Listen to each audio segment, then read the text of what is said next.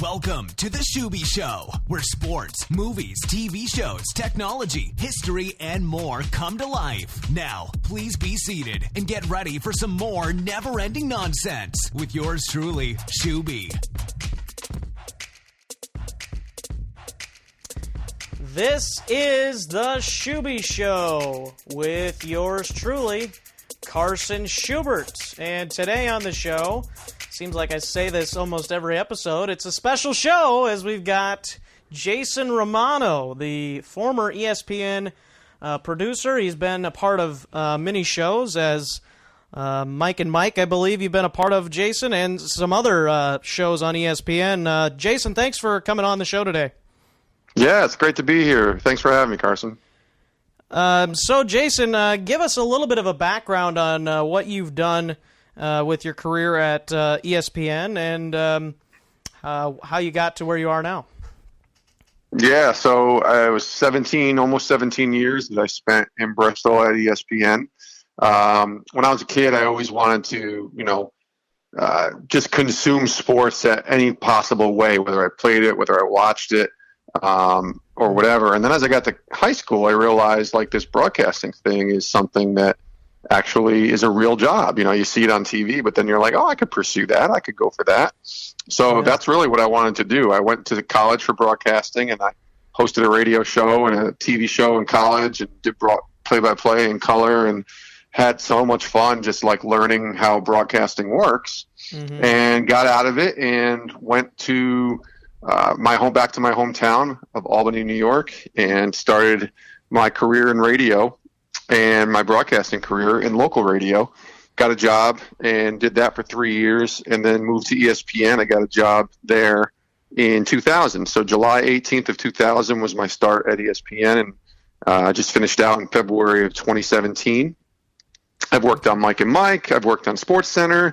I've been in radio. I've been in television. I've been a producer on TV, a producer in radio, a social media producer, and a social media strategist, which I've finished my career at ESPN doing over the last 4 or 5 years, I guess, there. So it's been a blast. I've done a lot of different things and worked with a lot of cool people. Wow, cool. You really are you're in the field, or you were in the field that my goal is to be in someday. I'm going to go to college for sports broadcasting and journalism and that kind of thing. So good to have you on the show and kind of get a little bit of taste of your experience. You can follow Jason on Twitter at Jason Romano. That's pretty simple, Jason. Just your name. So very simple. Yeah. It's funny, Carson. It used to be Jason ESPN when I first got on Twitter, and something told me, I should probably change it to just my name, just in case I'm not always with ESPN. Yeah. And now I'm not anymore, so there you go. Yeah, so that's good. You changed it, and it ended up being a good thing. And now Ed Werder, of course, I'm sure one of your friends from ESPN, of course, he got laid off in the ESPN Layoffs that we all know so much about. He changed his to Ed Werder, restricted free agent, or RFDA, or something to that effect. That was pretty funny, I thought. Oh, I thought that was so fantastic. And that's, if you know Ed, and I'm guessing you don't, but Ed is such a great guy with an unbelievable sense of humor, and that's exactly what that was from him, was just this sort of funny, like, football-related pun to what was going on in his life. And it's just perfect for him. Yeah, so I guess, Jason, before we get into where you are now and what you've been doing now, give us a little taste of your time at ESPN, what the hiring process was like for you, some of the friends and people that you've met at ESPN, and just your time there in general. Yeah, so the hiring process was different in 2000 than it is now. So in 2000, I applied for the job online from a website called allaccess.com, which is still around. And it's basically a radio sort of industry website, just radio. And I'm guessing it's more audio than it is radio now because there's so many podcasts, but it's still pretty much generated towards the radio audience. And that was my dream and goal, was to work in radio. Like, that was the one thing I wanted to do, was be in radio. And so when I saw one day, just perusing the web in the late 90s, when the web was still really in its infancy, I came across the website, then I came across the job. and it was an ESPN radio producer job. You needed 5 years experience. I had about 2, and it was a national job, national level, full-time producer job. And so I applied for it. And I honestly applied for it just on a whim. Like, I honestly didn't think I was going to even get a call, much less get the job. But I was like, it's ESPN. Why not? Yeah. Why not try? And I told my wife, I remember telling her, like, you know what, get ready because we're going to be moving to Connecticut because I just applied for a job at ESPN. And I even think in her mind, she was thinking, yeah, you applied. It doesn't mean you're even going to get a call, much less get the job. So, right. And I was probably the right thinking because that's kind of what I was going to with it. And lo and behold, they called me. They invited me to come out to Bristol for an interview. And there's a great story here real quick. I'll share it with you that it was down to myself and another producer named Paul Pabst. Now, Paul is the producer of the Dan Patrick Show now, known as Paulie. So if you watch his show or have heard his show, that's Paul Pabst. And Paul and I were basically down to me and him to get this one producer job that ESPN had opened. And so, and this is what I was told afterwards. And so we have him and I going for the same job, and apparently they liked us both because they created a second job to allow both him and I to be hired full-time by ESPN. Oh, wow. And that is something that never happens anymore. I mean, I can't tell you another example of anybody in my 17 years where that's happened. You have head count, you have job openings with human resources and all that, and that's it. Like, you get that job count and then you hire what you have available. They created a second job to hire both myself and Paul. So really, there's a lot of luck or blessing or circumstance and, coincidence, whatever it is you want to call it. For me, I call it, a blessing, obviously, and certainly not an accident that it all worked out. But that was really what it was. It was just this opportunity that came, and they made me an offer, and I said yes, and we moved out to Connecticut. Yeah, that's awesome, man. It's really incredible how so many people get the mindset, well, it's ESPN, I'm not going to get the job, why even apply? But you got to take that chance because you never know, you might be that lucky person someday. Every single time you should try and take that chance. If you really feel confident that you could do that job. And I did. I knew that I could do it. And I tried, and I was like, yeah, what the heck? I'll try it. And I knew nobody. And now whenever I talk to young people like yourself who are in college or trying to get a career in this business, I always say, meet as many people as you can. Get to know as many people as you can. Build that network and find the people that are doing the job that you want to do someday. And just talk to them, network them, tweet at them, whatever it is, just be a sponge. And for me, I didn't have any of that. I mean, I worked in local radio for 3 years, so I had experience there, but I didn't have a network of people that I knew. I didn't know anybody at ESPN, not one single person the very first time I went there to interview. So I can't stress that enough. I got very, very lucky in that sense, and it just doesn't work like that anymore. You really need to either know someone or have the most unbelievable awesome resume you could ever imagine to get hired. So it's not as easy as it sounds like my situation was. But I got, my situation is what it is, and I got very lucky. Right. Yeah. It's one of those things, like you said, you maybe get lucky, but you need to know people. And it's a lot easier to do that now, like with social media. Twitter is how I found you. I found almost all of the people I've had on my show via Twitter. And it's just a matter of getting yourself out there, building your own brand, so to speak. And that's kind of what I've been doing.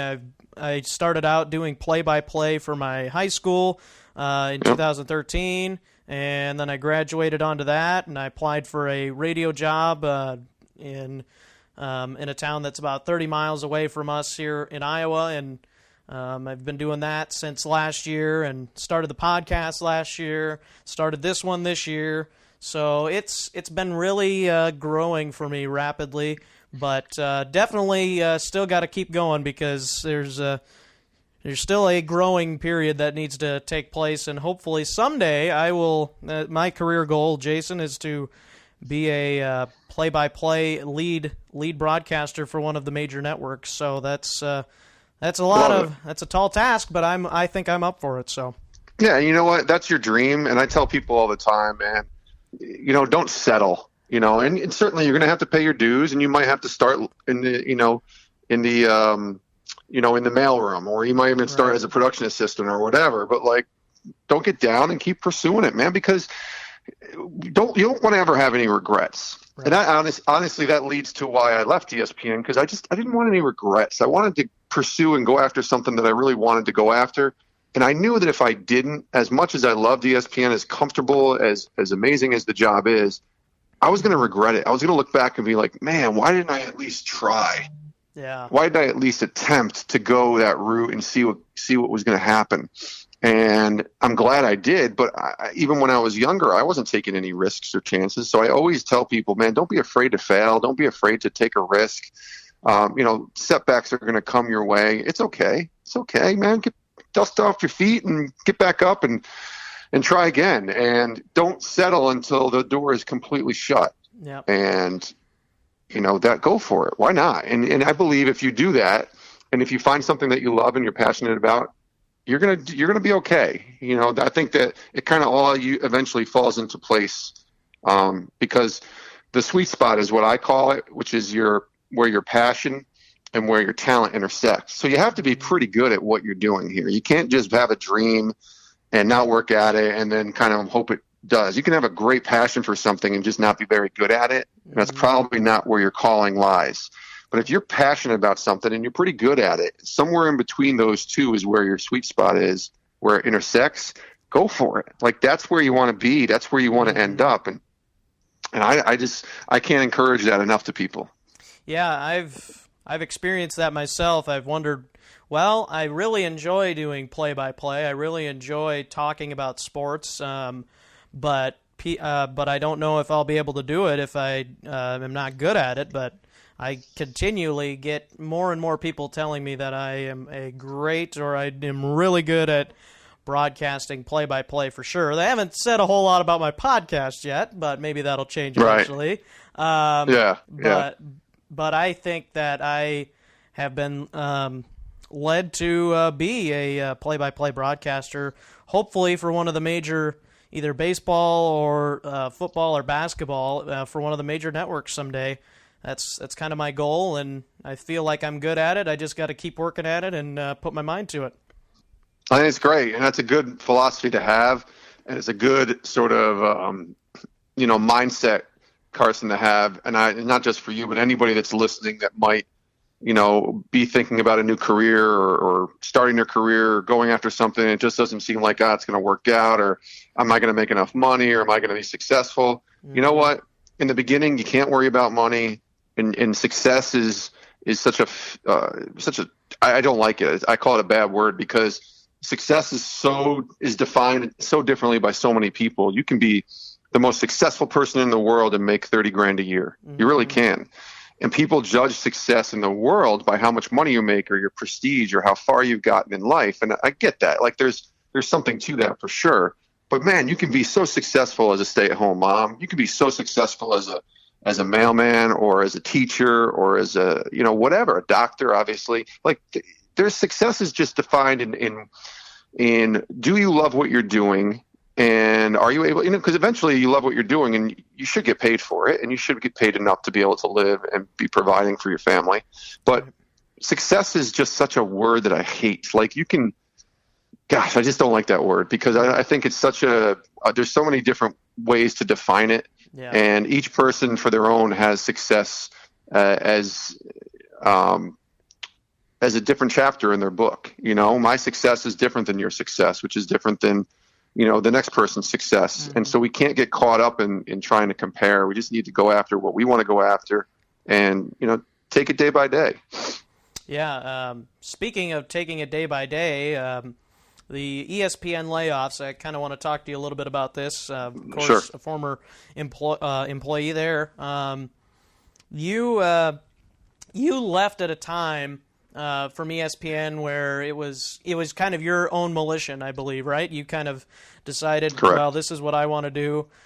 So I know you had a lot of friends and a lot of people you knew that got laid off from ESPN. What was it what was it like just to see that happening? I think they laid off like 100 people, and a lot of people that I've recognized and I've seen on TV a lot. Obviously, Ed Werder, Jason Stark, the big MLB writer, and many others, Jay Crawford included in there also. Just tell me a little bit about what you've seen with the ESPN layoffs and how many of your friends and close personal friends you've had affected from that. Yeah, so there was two sets of layoffs here. One was obviously more recent, the one you're referring to, and then there was another one that took place in October of 2015, which isn't very long ago, less than 2 years. And that affected 300 employees of ESPN, and those were all people who were behind the scenes, so doing what I was doing, basically. So that one was harder for me because it was, it hit close to home as far as people doing the job I do were being let go, and that could easily have been me. And why couldn't it have been me? I didn't want it to be me, but it easily could have been. So I had to be, it opened my eyes up a lot that this truly is a business. And, we cover sports for a living, and sports is kind of a business of, sign, trade, release, acquire. And in some ways, that's what it was for ESPN. We became our own sort of sports coverage because of the fact that we had to release 300 people in essence. And that sucked, and I hated it. And when it came again, a couple of weeks ago, there were people like Ed Werder, who is a good friend. I've worked with Ed for many years, and Danny Cannell, who I've worked with closely, and Trent Dilfer, who's a dear friend and a great guy and a mentor in a lot of ways for me, not just from work, but from life. And just really great guys with great families who are really good at what they do, who no longer have a job. Mm-hmm. And listen, there are many people and trolls on the internet and Twitter who are saying, listen, it's hard to feel sorry for somebody who was making X amount of money and, they're going to be fine because they were rich and they had a lot of money. I'm sure they will be fine. I'm sure they'll land on their feet. But we're talking about a major life change here. Yep. And I don't care if you make $5 an hour, if you make $50,000 an hour. When you lose your job and you have a family and you have a wife and kids, it's going to be a big change, a big effect on you. Right. It's also a big effect psychologically. Like suddenly somebody's telling you your services aren't needed with us anymore. And you start thinking, what did I do wrong? Am I going to end up ever getting another job again? Am I not as good as I thought I was maybe in the job? Whatever it is.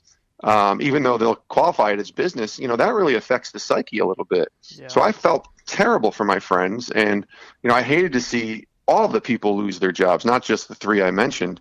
But I understand now, and I think they do too at this point, that it's business. It really, truly is a business. And when they feel like they're doing what's in the best interest of their business, they're going to do it. And that goes for every business. Hopefully you do the best job you can to make them not want to let you go and feel like you're valuable and they need you. But if they don't, then they're just going to say bye. And sometimes that happens, and you just have to kind of, you have to roll with the changes. And hopefully you've made enough relationships in the business and you're good enough and you're qualified enough to where you can get another job. I have no doubt that Ed will land on his feet. I have no doubt that Danny and Trent will both do amazing things. Mm-hmm. But it still sucks because they have families. And, for Danny specifically, Danny lives in Bristol, Connecticut because he moved here because of his job as a radio guy with Ryan Russillo. Mm-hmm. And now Danny and there's nothing else in ESPN or nothing else in Bristol, Connecticut except ESPN. There's not another broadcasting company. None of that's around here. If you want to get another job, you got to go down to New York or LA or Chicago or, one of the bigger cities, Miami, whatever it is. Yeah. But it's not happening in Bristol, Connecticut. No. And that's something that people don't think about is when you lose your job, you got to not just find another job. You got to take up and move your family and go somewhere else, unless you can do what I've done, which is work from home, which you can do. Yeah. But it's not common. Like in the broadcasting business, you need to be where that employer is usually, or at least be able to get there. And hopefully for them, they'll be able to figure that out and make it work for them. Yeah, it is so weird how people just think, oh yeah, they're fine, they have a lot of money. It's like, no, it's still a life change because if you have kids in school, that's going to be hard on them if they have to go to a new school. And if you have to move your wife too, if she's got a job, that's hard on everybody. So it's not just affecting one person.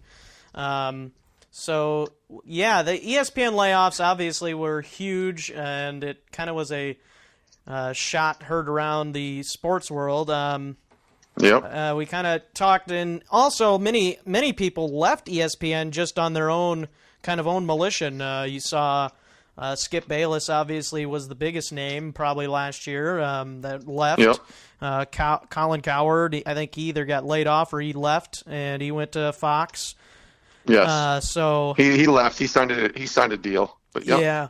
So I mean, honestly, as ESPN is as obviously they're known as the worldwide leader in sports. I don't know how much longer that's going to actually keep up with all the people Fox keeps on getting. Obviously, ESPN is still huge and it's going to remain huge, but I don't know if it's going to be top of the line huge anymore. What are your thoughts on that?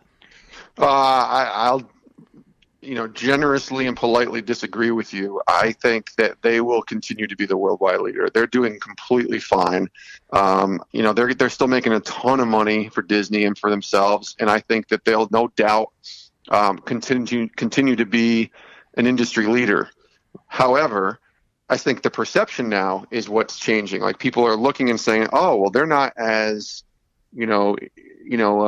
bulletproof as maybe we all thought." Mm-hmm. But they're smart, and they're where they are for a reason, and they're going to continue to innovate and be near the top. I have no doubt about that.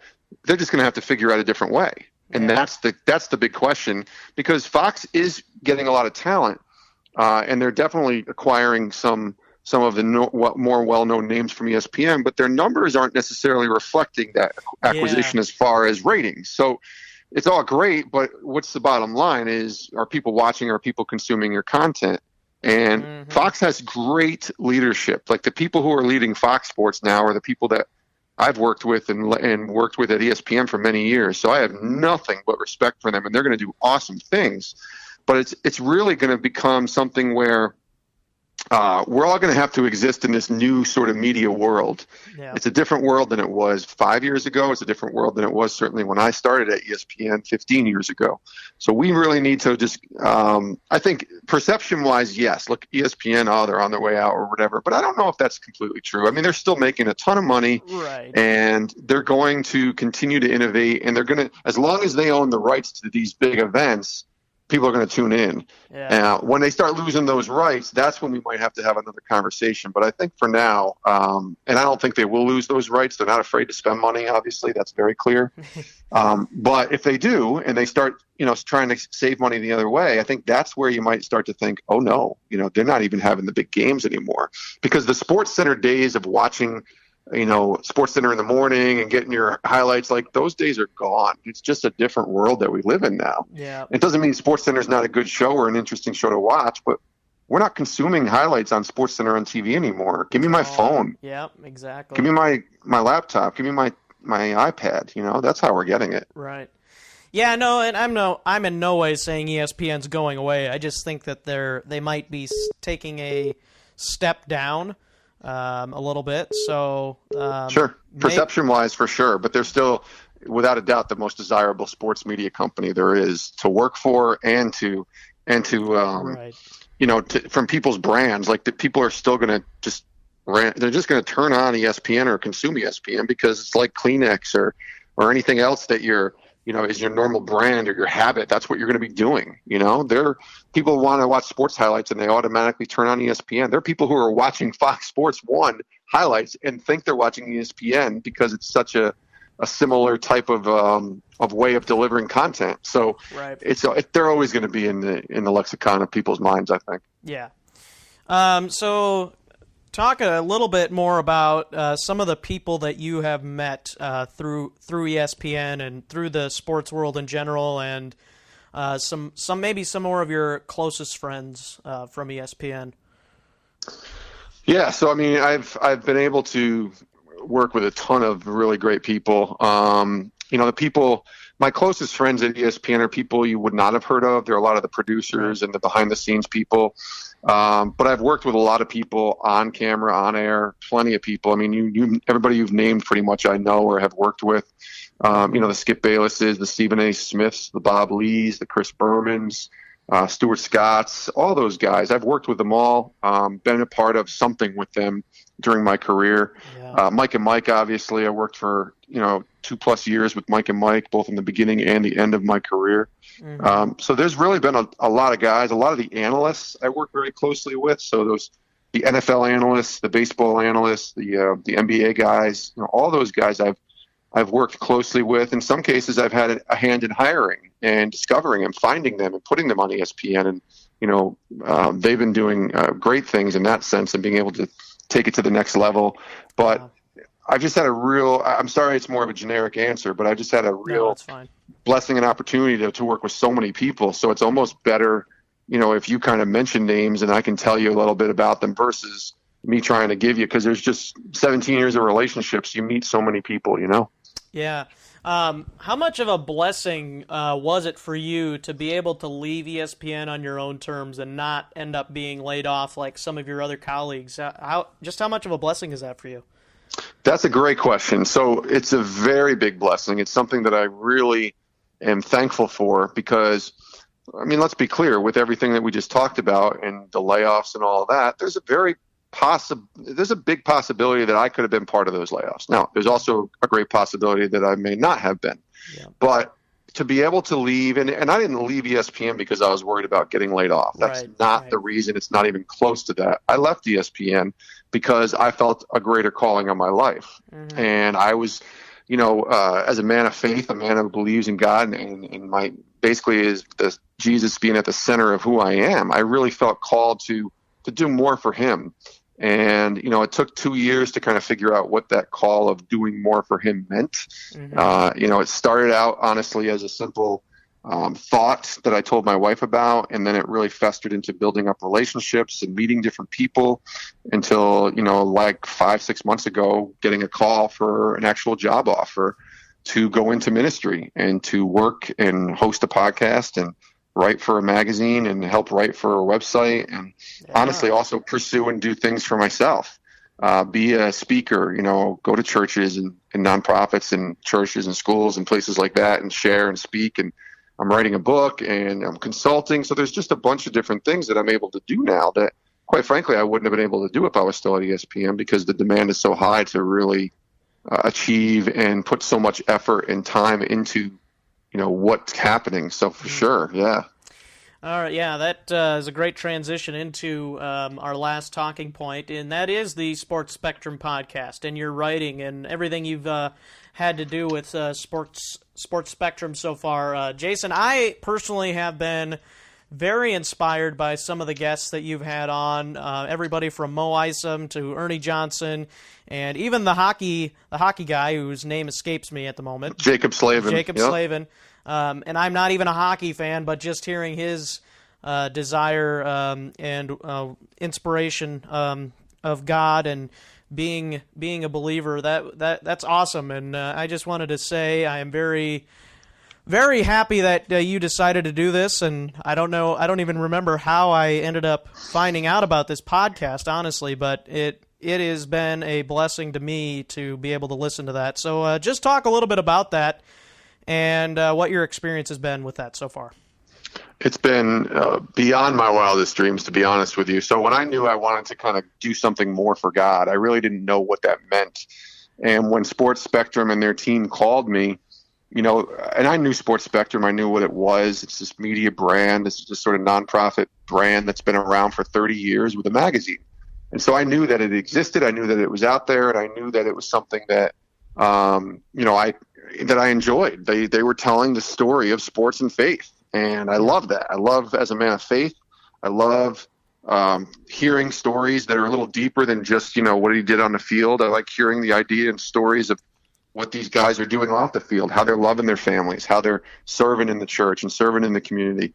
And so I really liked Sports Spectrum for a long time, but it was kind of growing stale with the ownership that it had. So it was, just a magazine. It wasn't really a digital presence. It wasn't a real social media presence. It wasn't, any kind of real podcast presence at all. And so they were acquired by new ownership in September, and that's when they called me, a couple months later in late October, early November, and approached me with the idea of hosting the podcast. And I said yes right away. But then I questioned them because I said, you do understand that I've been a behind-the-scenes guy for 20 years. I said, you guys know that I have not really hosted on my own anything since college. And they've said to me, that's okay. You have 20 years experience. You have 17 at ESPN, and you've worked with the best people who interview in the country, the Bob Lees and the Mike Greenbergs and the Chris Bermans. So you know how to interview. You know how a good show sounds. You know how it works. We think you would be great at this. So I said, sounds good to me. Let's try it. And so I pursued it. And, we really didn't have, a vision on where exactly it was going to end up. We just knew that the podcast, which is something I was really excited about from the beginning, I knew that there was opportunities to have this really reach a lot of people. And I didn't know if it was going to, but I knew it had the possibility to. Mm-hmm. And part of it is the guests. Those guests that you mentioned who have been on the show have been the best. Like, their stories are incredible. But it's even more than that. It's about, how God has worked in through them. And that's the exciting part, is being able to share with people that, there's a deeper thing going on here. There's a bigger purpose going on here.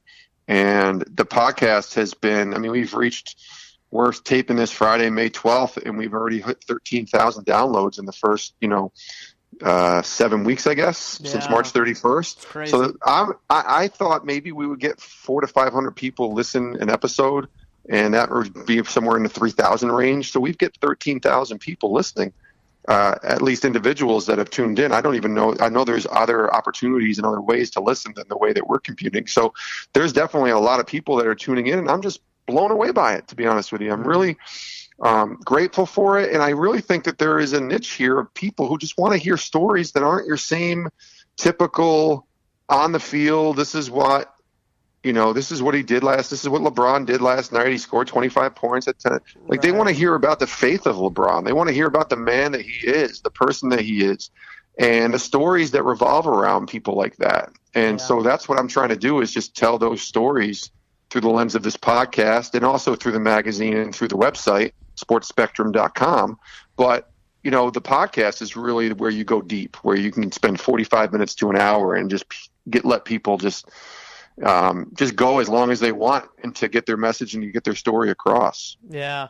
It has been really fun to talk to you, Jason, about your endeavors after ESPN, and just your thoughts on the layoffs and the Sports Spectrum podcast. You can follow Sports Spectrum on Twitter at sports_spectrum.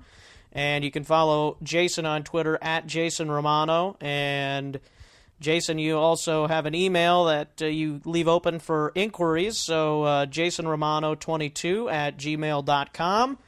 And Jason, I again have been blown away by the inspiration that the Sports Spectrum podcast has left, and I appreciate you doing that, and I wish you the best of luck in the future, man.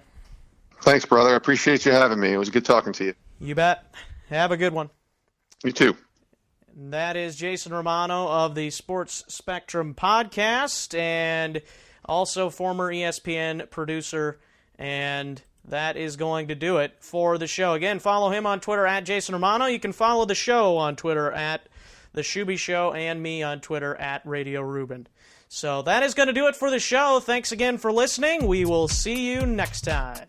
Thanks for listening to The Schuby Show. We hope you mildly enjoyed yourself with more never-ending nonsense with yours truly. For more nonsense, go to the website, theschubyshow.webs.com. Get the show on iTunes, Google Play, YouTube, Stitcher, and TuneIn Radio. Until next time, Skol.